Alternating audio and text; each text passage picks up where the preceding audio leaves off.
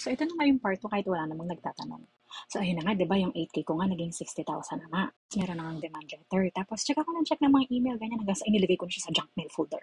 Para hindi ako natatakot, ganun. Tapos, ayun, nagantay ako 6 to 1 year, 6 months to 1 year. Wala nang demand letter na lumadating sa akin. So, iniisip ko, wala na, baka mamaya nakalimutan nila, ganun. Pala silang babae. Char.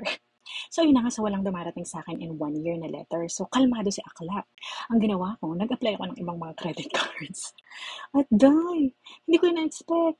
Na-approve pa ako sa mga ibang credit cards. So, iniisip ko, baka mamaya, wala na, nabura na siya sa sistema ng mga bangko o mga may utang in Emerald.